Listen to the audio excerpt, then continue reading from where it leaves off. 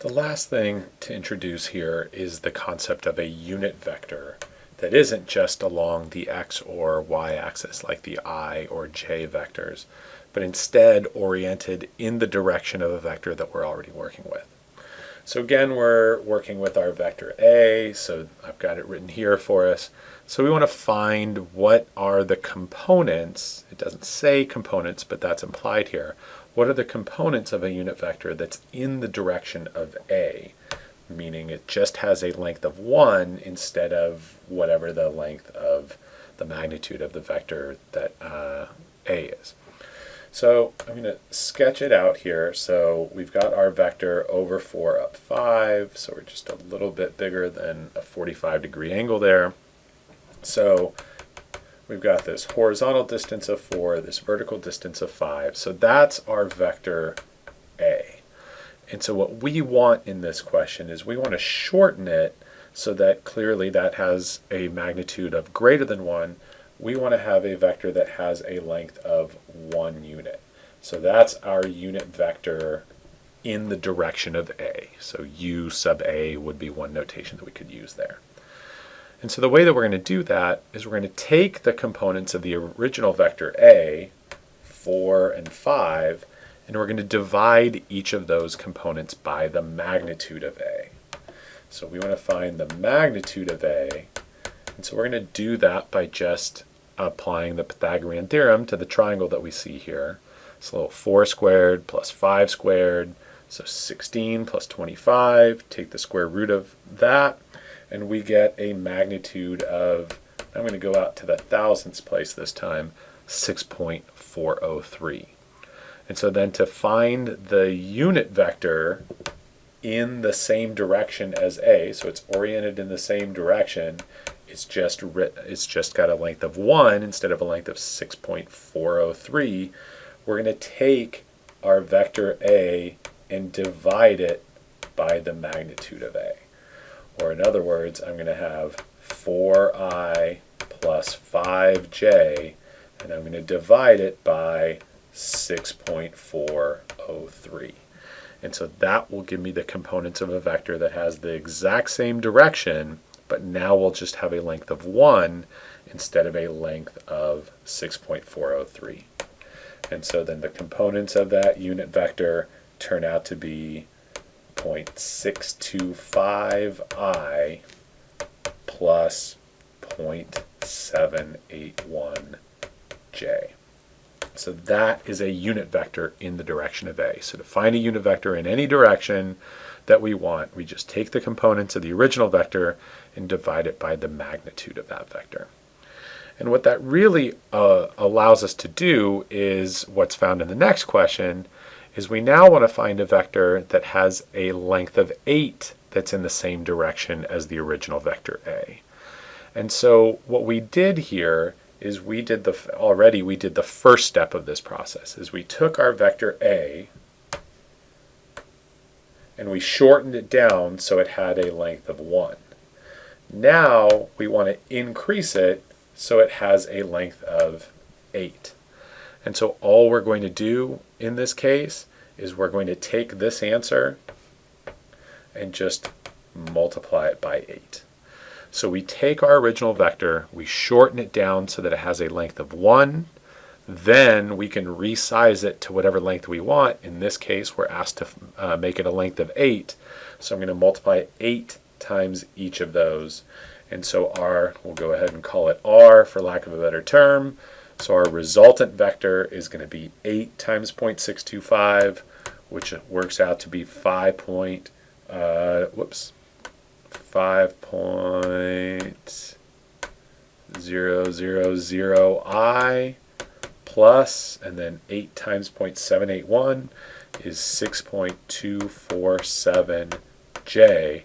And if we wanted to, we could confirm that that indeed has a length of 8 by using the Pythagorean theorem. Little 5 squared plus 6.247 squared. We'll see it doesn't work quite out to be exactly 8 because we've done some rounding here along the way, but it's pretty close.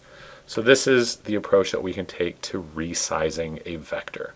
So we find the unit vector in the direction of our original vector, and then multiply the components of that unit vector by whatever new length that we're interested in. So we'll close things out with another example of where we're going to be adding two vectors together to find a resultant vector, just with a little context attached. So if we imagine we've got a treasure at X marks the spot over here that we're supposed to get to, and so we're told that we're supposed to walk from a palm tree at 10 miles, or 10 meters, I should say, at an angle of 70 degrees. And then we're supposed to walk parallel to the beach for a length of 7 meters. And so X marks the spot as to where that treasure is. So we want to find if instead of traveling these two individual distances, how could we travel just that straight line distance that is R, the dotted line that's there. So really what we're being asked to do is we're being asked to add these two vectors together. And so in order to add those vectors together, we're going to need to know what those components are. So I'm going to isolate these two vectors so that we can find their components. So here's our first vector that has a magnitude of 10. And so I'm going to make a right triangle out of it.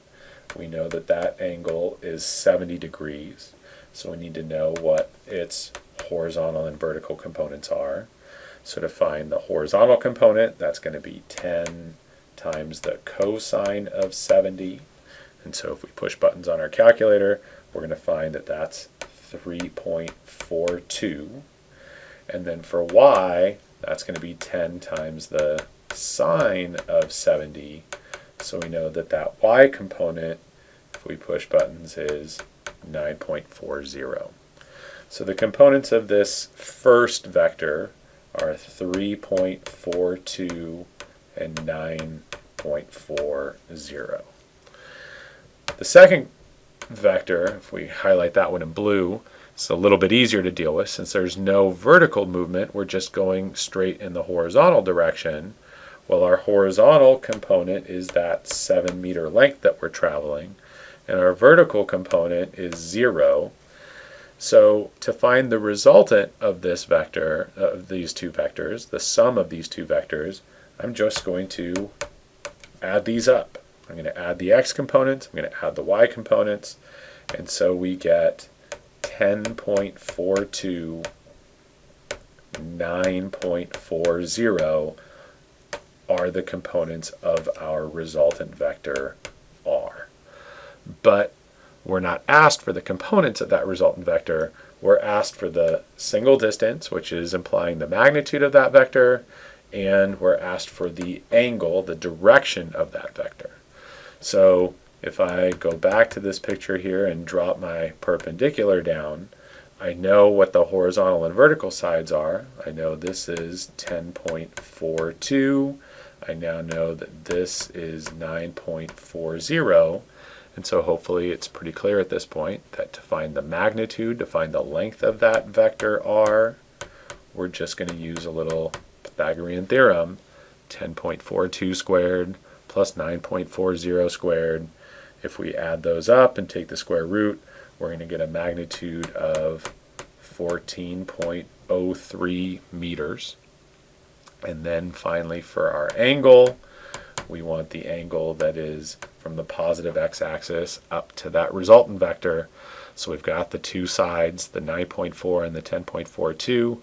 So if we take the inverse tangent of those two numbers, we end up with an angle a little bit less than 45 degrees as we'd expect, 42.05 degrees. And so now we have found the magnitude of the resultant vector and the angle, the direction of that vector.